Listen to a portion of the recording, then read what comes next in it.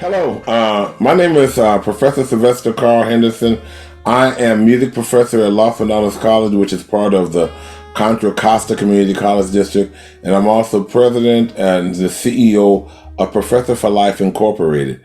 I am so honored this afternoon to have my real dear friend, Dr. Nicholas Baham from CSU East Bay on our show. So I want to say first, welcome, Dr. Baham. Thank you. Thank you for having me. Very much so. I want to ask you if you could just kind of introduce yourself to our digital media academic world. Please describe your work and obligations as a full tenure professor of ethnic studies and gender and sexualities in communities of color for the university at CSU East Bay. All right. So my training is in anthropology, and my focus has been on Black communities. My research focus is really around Black aesthetics, jazz, sexuality, religious expression. I've also dabbled in Afrofuturism and put in a substantial investment in James Baldwin studies.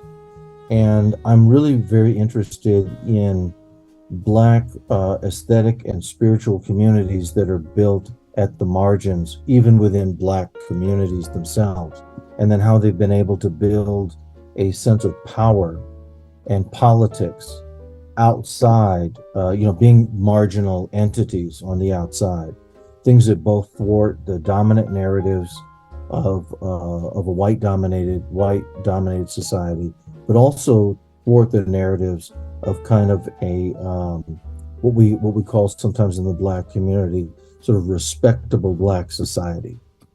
So that's been some of my work. I serve as a professor and chair for the Department of Ethnic Studies at East Bay, which is essentially a comparative ethnic studies program. We all work collaboratively together amongst Black studies, genders and sexualities, Latinx, Asian American Pacific Islander, Filipinx, American Indian, etc. So part of my duties around that have just been, continuing to build for the future, making certain that ethnic studies remains relevant. It's very relevant in the state of California. There's a lot of pushback against ethnic studies because of the power of our pedagogy, the ability to awaken and fully inform people about American history. There's a lot of pushback in other parts of the country.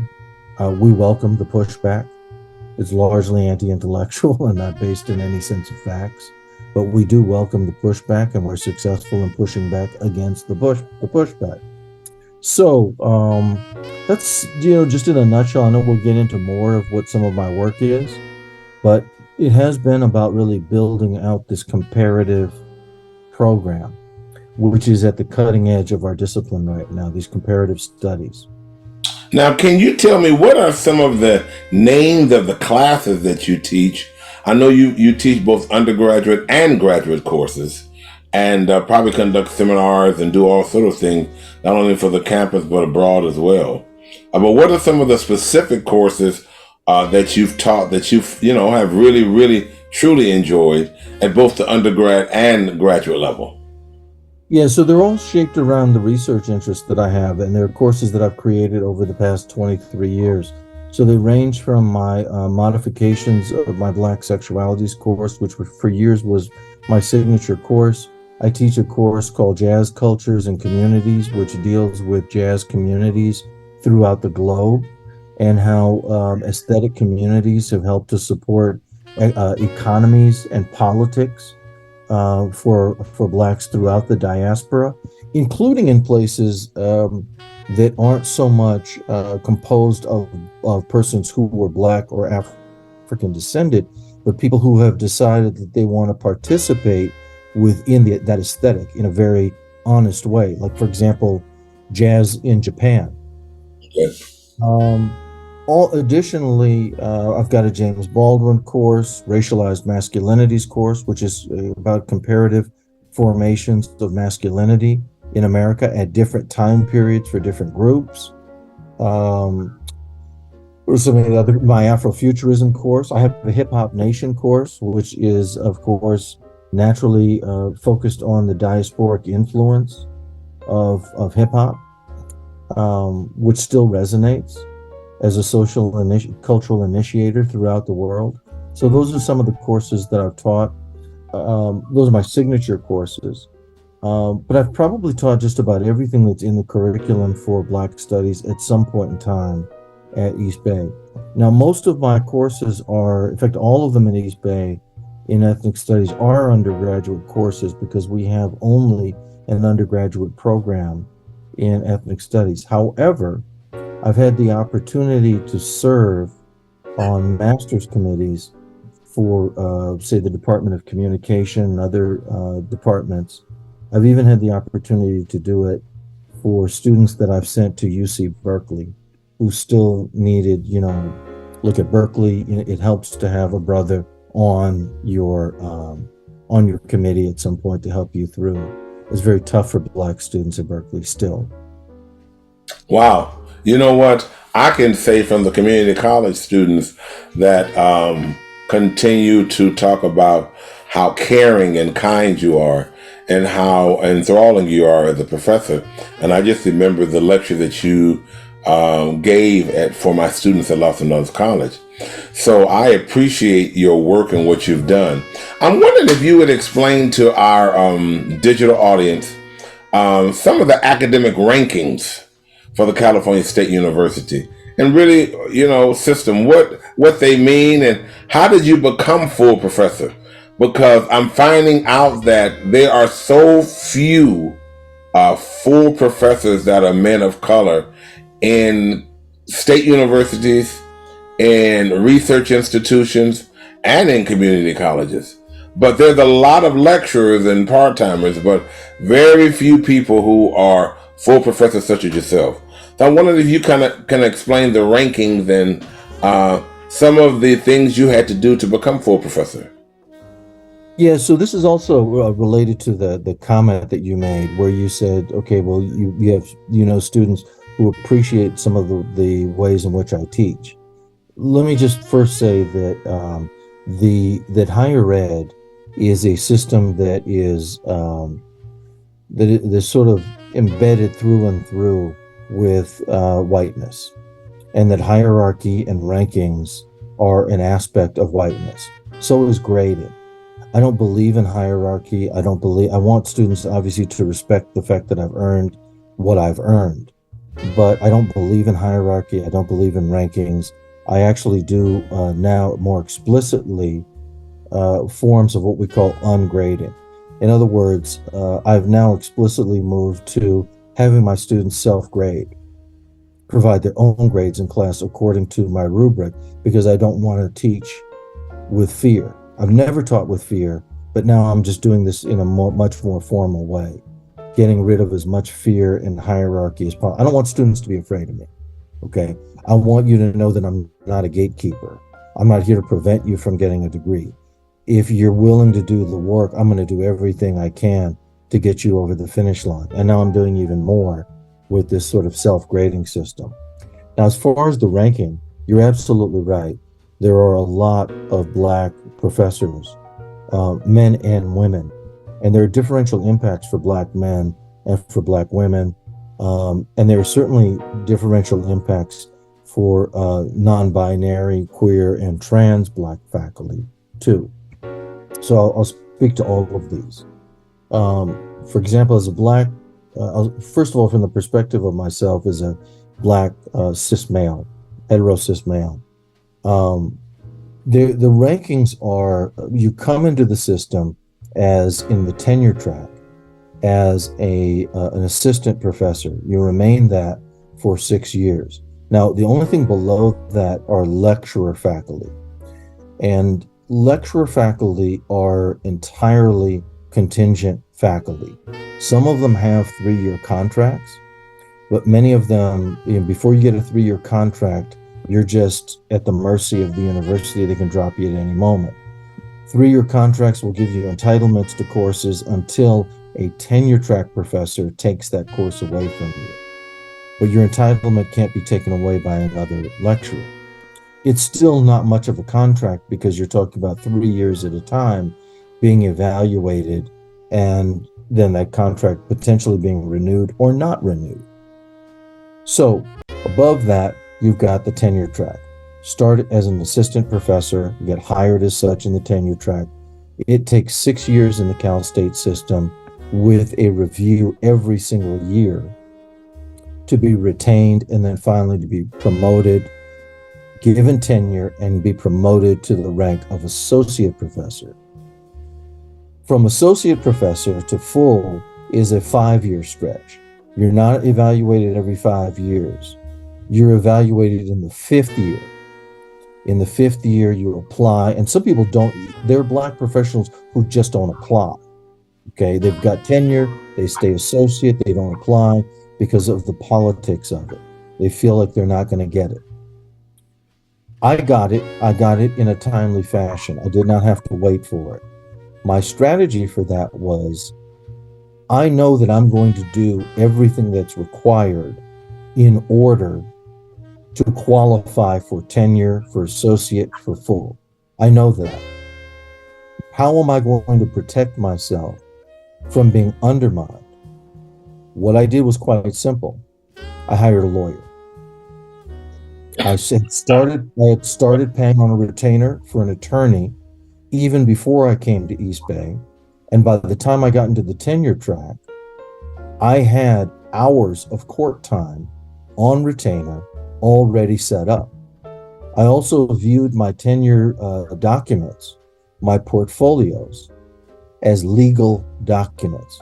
Now, I have the protection of a union, but in case the union negotiation maybe fell apart, we were not able to reach a resolution. If I had been denied anything, I would have always had that time to take my university to court.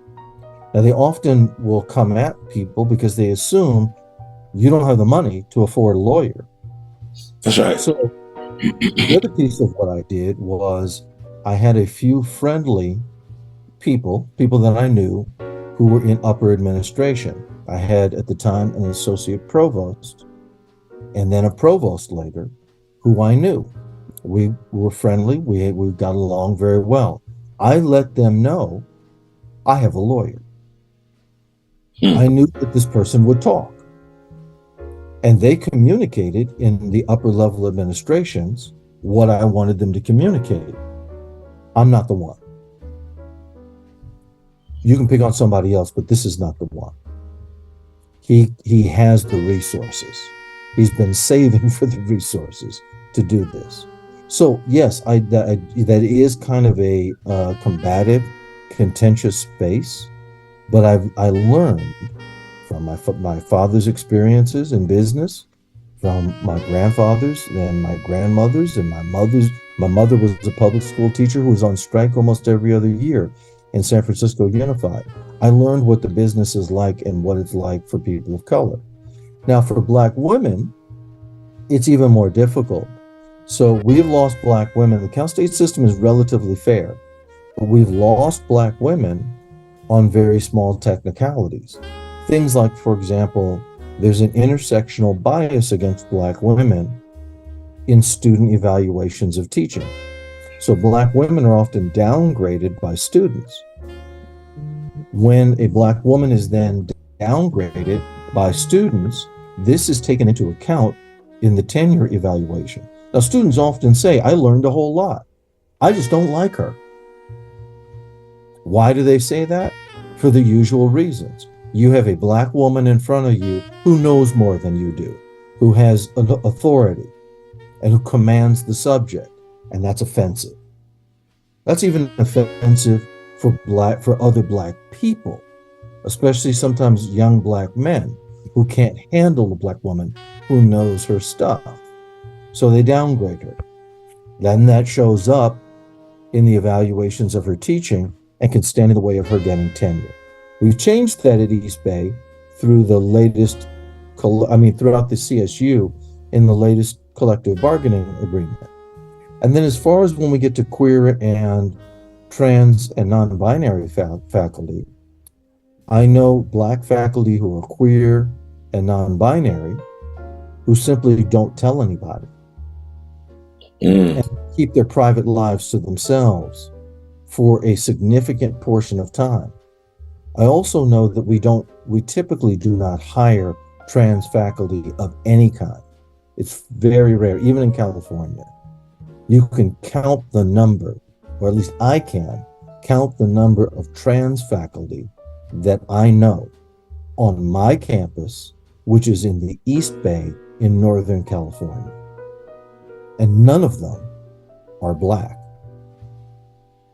So, this tells you a little bit of something about how whiteness is embedded within these structures.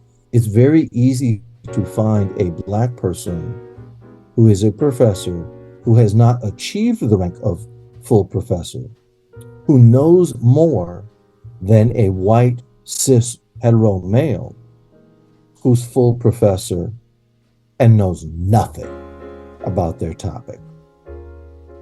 I see that all the time.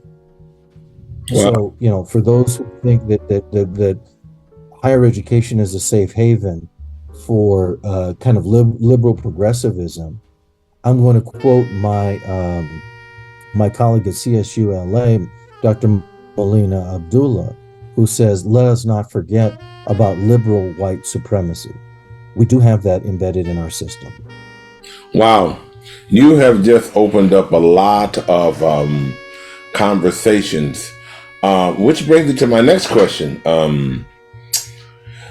You obviously, my dear friend, have done a lot of social activism, research, and you're a published author. How has those three elements supported your instruction, and how really does it support students in a sense? Yeah, so what it has to be, because there's so much work that goes into being an academic, being a professor, especially as you take on committees or you take on a chair position or you lead something or the other. And I've been in leadership for a very, very long time, not at that higher, MPP administrative level, but, running essentially things like my department or the union or diversity and equity initiatives or the committee. But what you have to do is you have to make it all part of a whole. So your research, your writing, your teaching, any community work that you're doing, even the work that you're doing on committees on campus has to be all part of a whole. Otherwise, you find yourself split and fragmented into a lot of different areas. So whatever I'm researching, I find a way to get into the classroom. So, I've written some stuff on James Baldwin. A lot of it has not been published yet, but it's been presented at Baldwin conferences, which I used to attend like almost every year. I found a way for the university to send me to France over and over again. I'm taking that. So, and to be able to be in those audiences is just fantastic. I wrote a book about a jazz community, a jazz church community in San Francisco. That's in my jazz cultures class, right? I've written some pieces about sexuality, some of which are about to be published in a comparative ethnic studies reader that I'm putting together. Well, that's been in my teaching as well. It has to be all part of a whole, because you simply don't have the time to fragment yourself. Your teaching, your research, your community work, your committee work, all has to be consistent. That's the best way to do it. I know people who do it other ways, but it doesn't work for me to do it that way.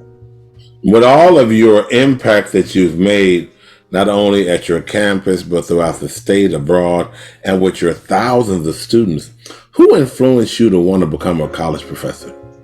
That's a really, really good question, because I did not start out life wanting to be a university professor.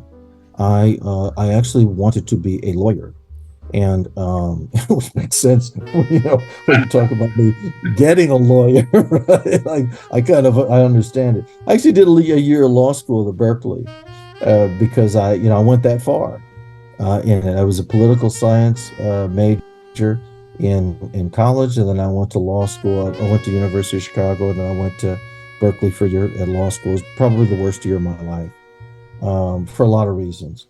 but law school was one of the bigger ones. I couldn't stand it. I'm really more of an academic. I'm a geek. I love school. Okay. Now, my mother was a teacher, and I saw my mother started the pregnant mothers programs in San Francisco Unified. They used to kick you out of school if you were pregnant in high school. And so my mother created a program where pregnant young women could continue their high school education and get their diploma.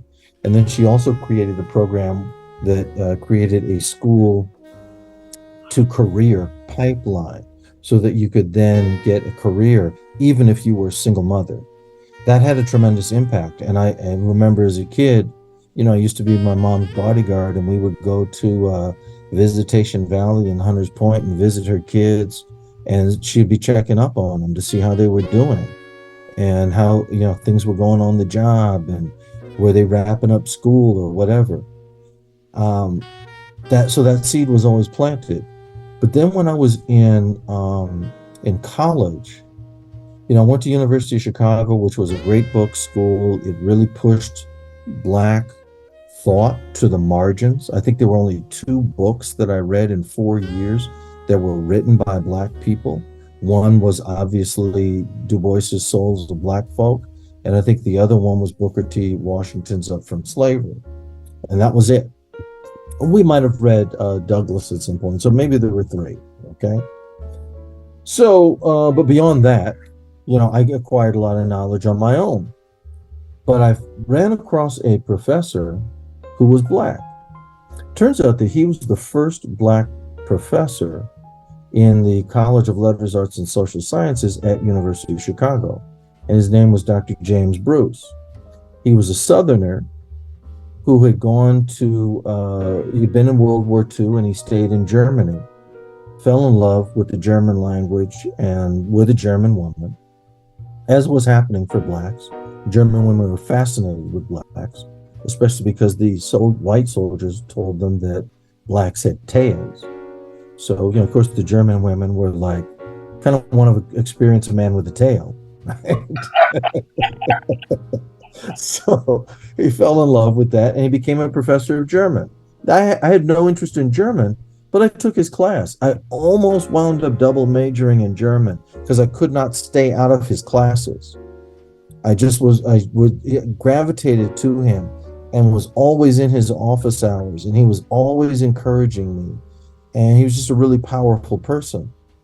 And then the other thing that happened to me in college was James Baldwin came to campus. And this was the year before he died. And he said, look, we have a job. And our job is that we have to set the record straight on our own history because it has been distorted. And this was kind of the prefiguring the whole Afrocentric era that we had. And somehow those things planted a seed in me too. I actually teach a little bit like Dr. James Bruce, who was absolutely insane in the classroom. He was just so funny and lively.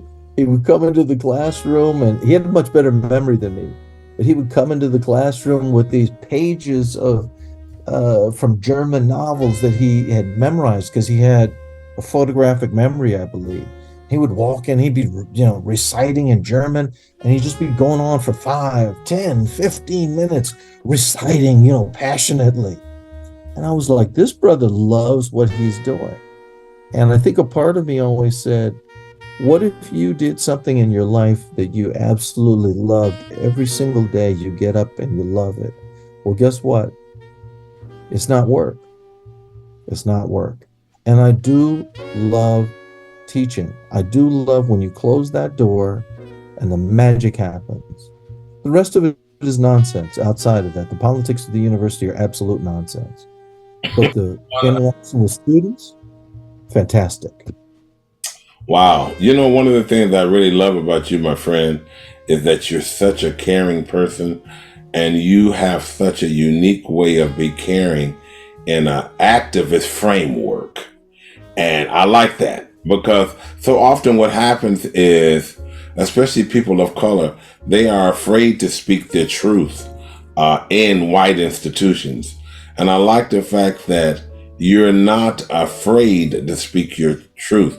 We are united in that way. You speak your truth and you never lose your real theme, which is the support of underprivileged communities. I notice that you lose your theme. I don't care whether it's a male, whether it's female. I want to get to this other question. I want to just ask the question: how has your research you found really helped students of color in particular? And what do you think are some of your most significant research or published book accomplishments? Well, my singular greatest accomplishment so far has been my first book, which was the publication of the Coltrane Church. The book is called The Coltrane Church, Apostles of Sound, Agents of Social Justice.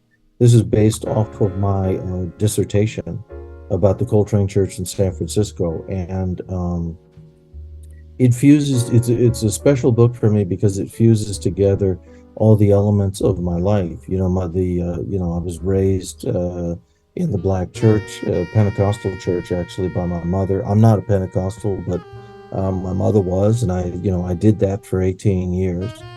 But I had a Sunday experience where I would, the Pentecostal life, right? You come for Sunday school early in the morning, and you're not out of church until 4 p.m., 5 p.m., right? Yes.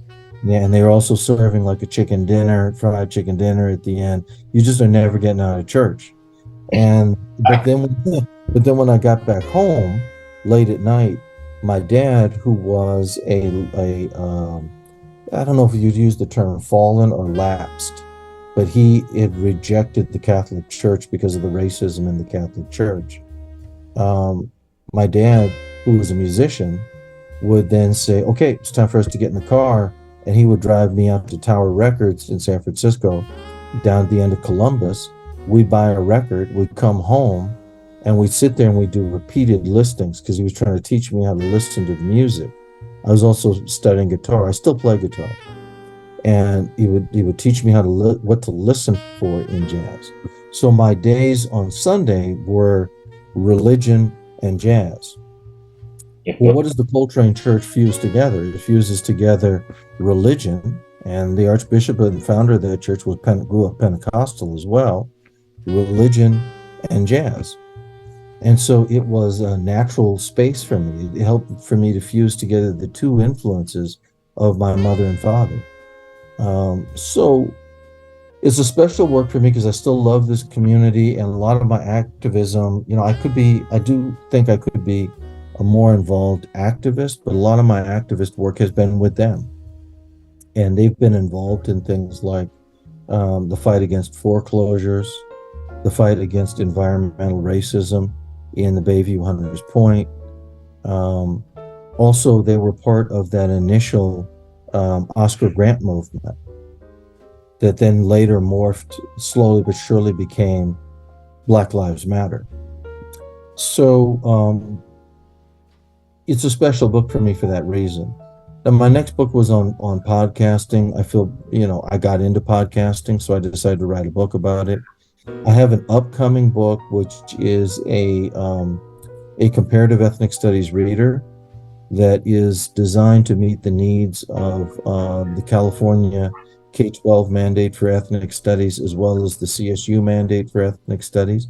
I'm very proud of that. I've written pieces in that, and I'm one of the 3 principal editors for the book. And then last but not least, one of the things that I'm going to let fly, I thought about this for a long time. Should I put this under my name or not? I've written a couple of novels. I've always been interested in the novel, and in particular in the detective genre. I read Chester Himes when I was really, really young, read Walter Mosley. I decided to write a novel set in a detective novel set in Oakland, California, which has sort of become my adopted home. I moved across the bay, and I've been here in Oakland for some time, off and on really since 1995. And it deals with some of the real issues here. The first novel deals with the sex trafficking of Black, Latinx, Asian American, Pacific Islander, and American Indian women off the streets of Oakland. One of the most underreported stories in this area. The second one that'll come out after that, and these are all scheduled to come out before 2028. The second one will deal with homelessness, and also with the exploitation of big corporate real estate developers. And then the third one will deal with the crime epidemic that we're dealing with right now in Oakland.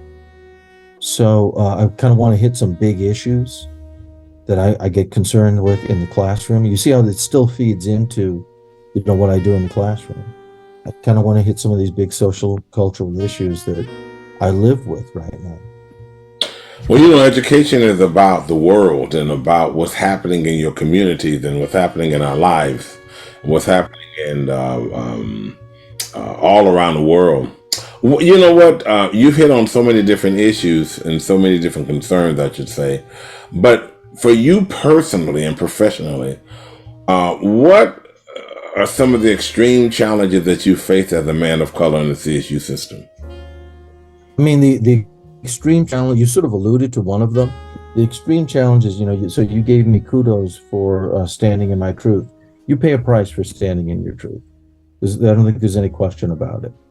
I have said things that are true. And, look, there's a point where you're like a young professor in the tenure track system and you're in a meeting, maybe an academic senate meeting, and you think to yourself, should I actually say the obvious thing that's in the room right now that nobody's speaking to?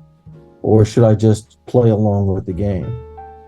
And you also realize that I remember thinking to myself, like in literally my first Senate meeting, if I say this, I'm going to come across as the angry Black man. Oh, yeah. But then I remembered that I had a professor in grad school, Dr. Ronald Smith, who said, you know what? I am the angriest man on this campus. I admit it. There's a lot to be angry about. That's right. And so I opened my mouth, and it's been that way ever since. And you just have to make that decision. I'm going to do it my way, and I'm going to go out with my boots on and live my truth, whatever happens. But to say in retrospect, after 23 years, that maybe I've been denied some opportunities that I applied for because I was outspoken, that's definitely true. It's a weird thing because your colleagues respect you because they've seen you for 2 decades be consistent. There's no contradiction. I'm not kissing up to anybody. I don't flip the agenda in order to please anybody in the room. This is what it is. We can all see it. It's fact-based. It's data-based. I'm not flying off the hook. Here's the data. Period. So, I'll give you an example. If we're looking at graduation rates, where you show me that 43% of Black and Latinx Southeast Asian folks are graduating, and I say to you, that's anti-Blackness. Am I making that up? I'm not making that up. You're graduating less than 43%. That's anti-Blackness by definition. It's structural by definition because you've been doing that for decades. There's a problem. Well, some people don't want you to name it for what it is or highlight the statistic, call it out. You know that I've done this when I've shown up at churches, when we do the Super Sunday thing to advertise the university. Yeah. I have said publicly in front of Black church communities where I'm supposed to be recruiting. I have said, if you want your students to be successful in the Cal State system, you need to follow them through and you need to advocate for them and you need to let the university know that you're there with your eyes watching, because that's the only way they're going to get through. You've heard me say that. I am not lying, particularly when you got 43%. Well, here's the thing. You pay a price for that. So you have 2 roads to go as a Black person in any kind of white dominated system. You can speak to the truth or you can get yours. It's just as simple as that. There's sometimes ways for you to achieve both, and I have met people who have achieved both. But as you said, we've had conversations about this. We had a conversation about this before we started recording. If the system itself says we are going to change directions, you can be that person who gets rewarded for speaking the truth. Even though you weren't looking for a reward, you can get rewarded. But how many of us does that actually happen to? That's a question. I don't have an answer to that, but that is a question. And I frequently see people who are a little bit more quiet on those kinds of issues getting rewarded and moved up ahead. If you're more of a company man, I know that this sounds like kind of almost like an old 70s dialogue. Are you down or are you a sellout? It's not quite that simple. It's very sophisticated in some ways when you're in the system. So I don't want to talk about this in just very crude terms. There's a lot of nuance to this. But one of the things that's interesting about being Black within any white-dominated structure, even if you don't say anything, that's right, people may not approve of you anyway. Absolutely. By virtue of you walking into the room. So you have a choice to make. You do. They're not going to hate you anymore if you speak to the truth. So they may despise you just for, I could be despised just for coming in with a mud cloth right here, an African mud cloth print, or just having my dreadlocks, okay, which you probably can't see in the camera. I could be despised for that. I could be despised just for the quality of education that I've maintained, or for speaking the way that I speak, the tone of my voice, my height, anything. Because you are always, this is the nature of just being Black in America, you are always overdetermined and underappreciated in almost any space where you are. And here's the other kicker. When you do get in someplace, I love it how people go, wow, you did some great work. How was that a surprise to you? Right. I have the same degree you have, okay, if not better. Why is that a surprise to you? But it is. That's right. You know what, my friend, you are such a dear person to me. I have such respect for you as a professional. And it cuts both ways. It cuts both ways. And everything that you've talked about is so emotional, and it's right in the core of my heart. It is so sad sometimes you see a professional African-American at a higher education institution. You follow their career 30 years, even though they have all the skill set, the knowledge and all for everything, for moving up and having different opportunities.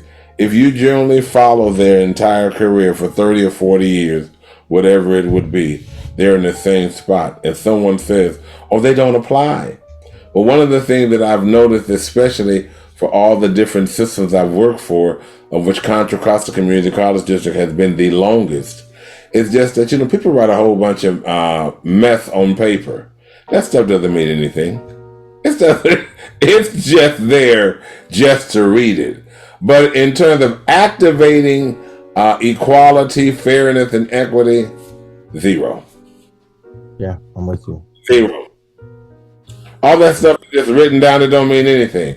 It's because some state lawmaker said you have to come up with an equity plan. You have to put equity language in your hiring. And they go and they meet all of these and talk to all of these different people, and people come together. But when you get into the committee room, I told a professor this and a chair this and an administrator a couple of years ago at an academic senate meeting down in, I think we were in Santa Barbara. I said, the easiest way to improve opportunities for people of color, stop hiring so many white folk. Just that simple. Yeah. I said, I don't care how. And every time you talk like this, people say, "Oh, you're angry." No, you're not angry. You're just telling the truth. Because the real truth of the matter is that if systems want to change, systems have the money and the power to change. They do not want to change. The reality is what's written is nothing but a big mask. It's just something to really shadow you away from the real truth. Yeah, and I think that always that question about well, are you angry? The rejoinder to that is always, do I have something to be angry about? Absolutely. And the answer to that is yes. If we're being honest, I do. Please, that's right. Can you share? We just have two more questions for you. Can you discuss what are some of your future goals, some of your future projects and innovations, or are these some things that you're still exploring? And just kind of talk to us about that for a second. Well, so in my last year's chair, one of the things that I'm trying to do right now is I am determining whether or not our department can move into the College of Education. I've learned that this is also happening at San Jose State. I just learned that recently, that they're looking to do the same. And part of that is to take and create a greater visibility for our department so that we would change the College of Education into the College of Education and Ethnic Studies at Cal State East Bay, and give us that visibility, and also provide greater access to master's degrees and EDDs for our students who want to get into the field of education and take advantage of this opportunity we have now with the K-12 ethnic studies mandate. That's the first thing, because I think we need to do better in terms of providing graduate opportunities and certification for higher level employment for our students. So that's there. We've been working on this comparative thing for a while. The readers coming out, that'll help cement our department as a leader in comparative ethnic studies. We're also doing a thing where we're going to be one of two departments who will have a fully 4-year online program. We already have a transfer online program, but a fully 4-year online program. I don't believe in online education, but it is the model now. And because students have to pay more, they have to work more, and being online does help. It's kind of a vicious cycle, but I think if we can provide better pedagogy than other people, then we can help people to succeed even in an online format. And then as far as personally, let's just talk, I'll say this to you, and maybe this will help. It's possible that I might want at some point in time to be in another environment than the CSU. It's possible, I married someone who was an HBCU grad. It's possible that I might want to experience what that environment is like. It's possible that I might want to experience what a UC environment is like. And it's possible that I may try, or even a community college environment. And it's possible that I may look towards the end of what I think might be the end of my career in the CSU at maybe stepping up to, seeing if I can step up to a dean level or whatever. But again, it's difficult for somebody who has been as outspoken as I've been to do those kinds of things, unless you have an institution that's really welcome to somebody who they think is going to assist them with making change and who takes it seriously. Because I do take it seriously. This is not a hustle. Education is not a hustle for me.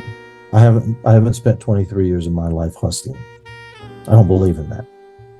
I wouldn't do it. This is my second career. I love what I do. I'm not hustling anybody.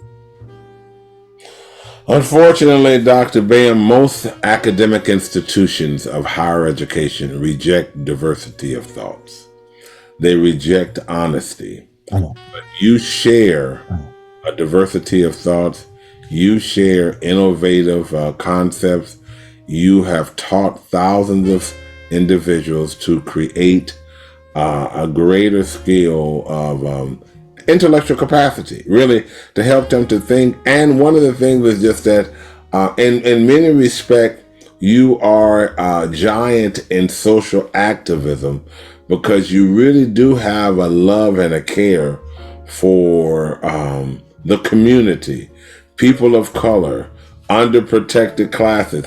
You don't allow the fine white scholars to force you to succumb to a model of falseness and pretentiousness. You're honest.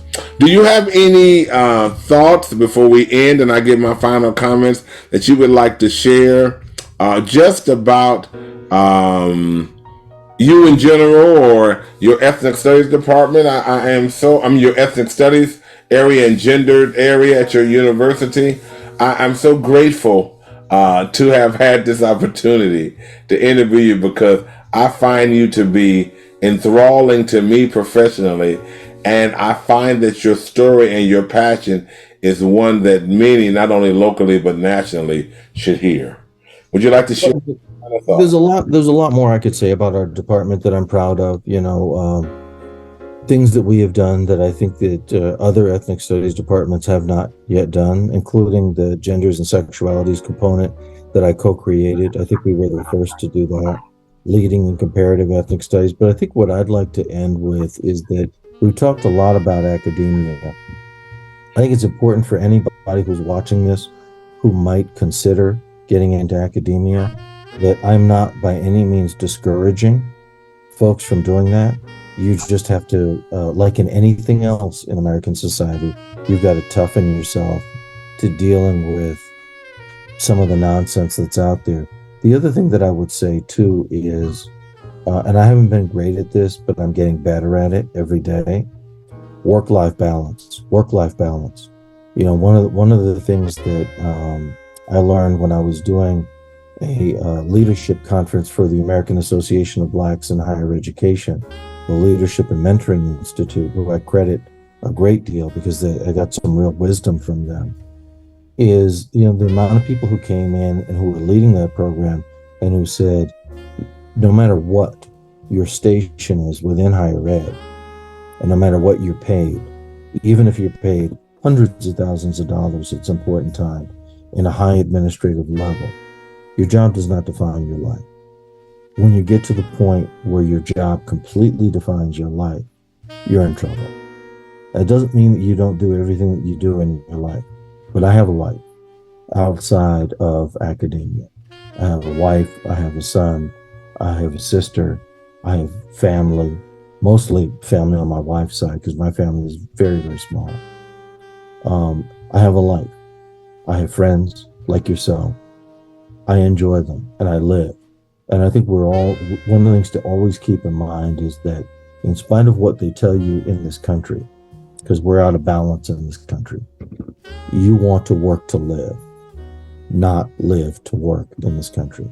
Even as sacred as your duties may be, say, for example, in our profession, you do it, but then you come home and you live. Dr.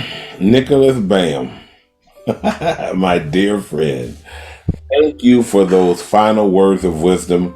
I want to thank you on behalf of my company, Professor for Life Incorporated, All right.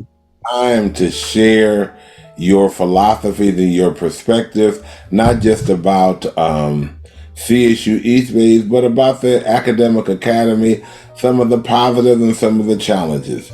I'm going to leave the audience with this to say that regardless of the challenges that you faced, there is one thing that is always, one element that is always sort of rang true, and that is that you are an academic sunshine and a jewel.